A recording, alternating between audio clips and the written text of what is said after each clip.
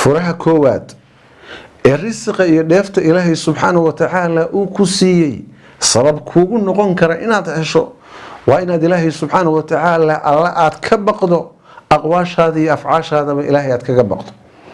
ilaahay wuxuu leeyahay subxaanahu wa tacaala waman yattaqi llaha yajcal lahu makhraja wayarzuquhu min xaysu laa yaxtasib.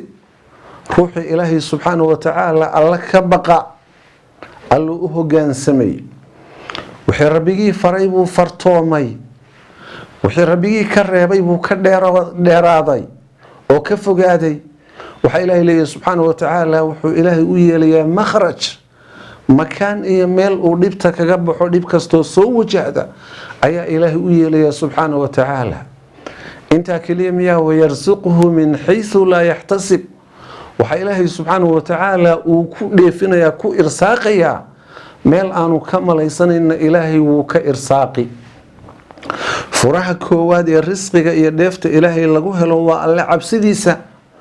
magaalooyinka iyo tuulooyinka marka ilaahay ka hadlayo wuxuu leeyahay walow ana ahla alquraa aamanuu wattaqow lafataxnaa calayhim barakaatin min alsamaa'i waalard walaakin kadabuu faakhadnaahum bima kaanuu yaksibuun baa la leeyahay subxaanahu wa tacaala.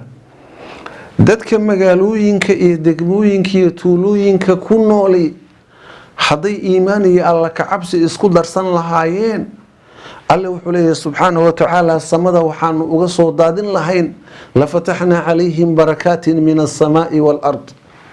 samaawaadka barakaadka iyo khayraadka ku jira oo raxmadda iyo roobka alle ayaa loo furi lahaa.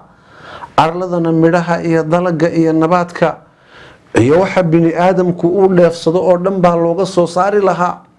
alle wuxuu yihi walaakin kadabuu, laakiin ilaahay bay beeniyeen, awaamirtii alle inay u hogaansamaan bay diideen.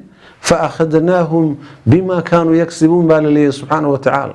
waxaanu u qabanay wixii ay kasbadeen. alle waa alle caadil ah, bini aadamkana u dulqaato xaliim ah.